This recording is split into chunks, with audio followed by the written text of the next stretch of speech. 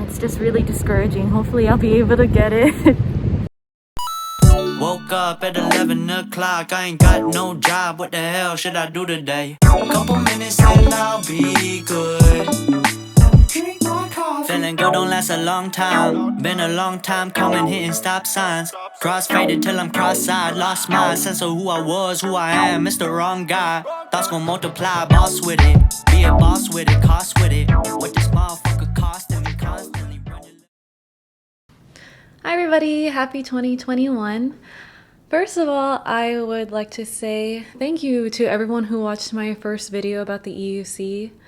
I was honestly so shocked to see the number of people leaving comments about tips, valuable tips, and their own experiences with learning and writing the EUC. I think I went through every single comment, and each one of them honestly either helped me improve my skill in writing or gave me a lot more confidence knowing that other people were going through similar struggles and similar difficulties with learning. So some people wanted to know where I am now in terms of skill. So that's why we have this video right here. It's probably going to be pretty short. I don't know exactly how much to say or what to say, so here we go. So shortly after that first video, which was in August of 2020, we sold our practice wheel, our beater wheel, which is what some people like to call it, and I got my real wheel, my current wheel, and it is a KingSong 16S, and Mark got his wheel new, and his is a KingSong 16X. For the next 1 or 2 months, I really did have to learn the hard way to wear protection and wear padding.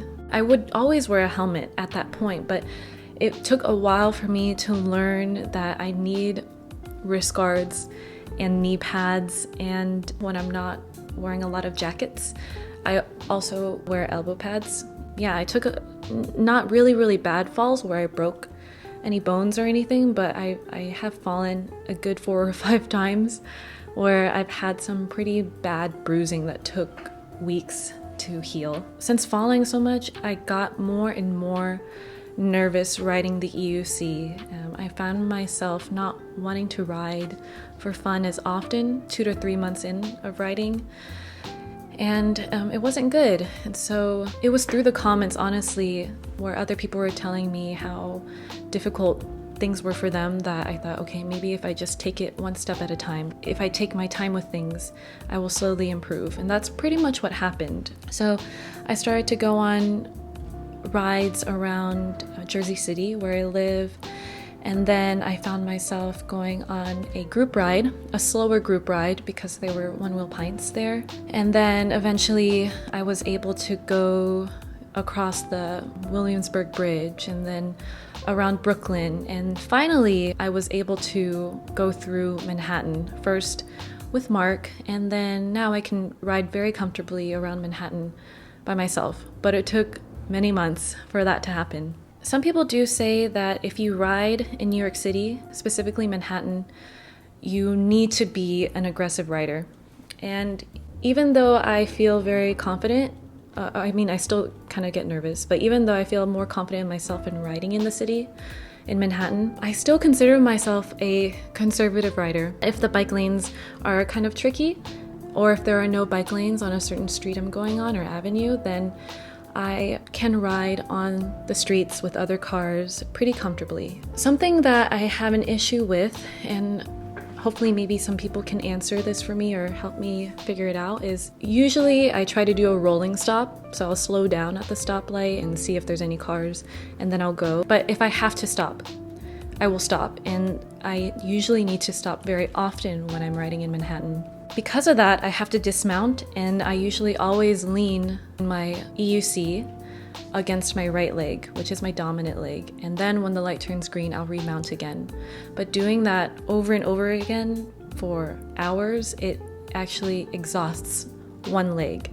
So if anyone has any tips with that, how to manage one leg fatigue, please let me know. There was one comment that in my first video, I had a problem with foot fatigue, just both feet in general, just standing on the EUC for at least 30 minutes to hours. Then my feet started to hurt really bad. And House of Jacobs, I believe that's his name on YouTube, he suggested in a comment that as you ride, as much as possible, try to curve. It will help improve how agile you are in the EUC, and it will kind of ease the pain in your feet.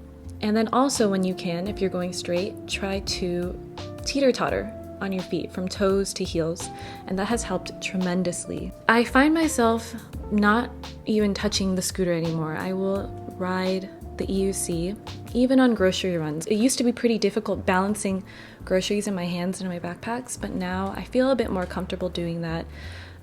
If the load is too heavy, then I will still either walk to the grocery store or use my scooter and then just balance my grocery bags on the handles. I would say right now the EUC is probably my main mode of transportation. There are some limitations though. If it's raining a lot, or if it's snowing, or if it's really windy, I cannot ride my EUC. I will fall over or slip, and it's happened before. As of right now, I love my KingSong 16S. It doesn't go as fast as most of the other riders in New York City.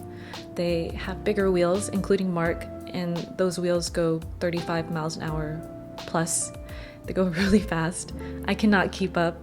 And so I've never been on one of those really fast group rides. Mark has, so he has different experiences with that. But for me, my top speed on my wheel is about 22 miles an hour. My regular speed is usually around 15 to 20 miles an hour. That is my experience riding the electric unicycle. If you have any questions or want to know other things about the electric unicycle or other personal electric vehicles, Mark has the one wheel. We have the scooter.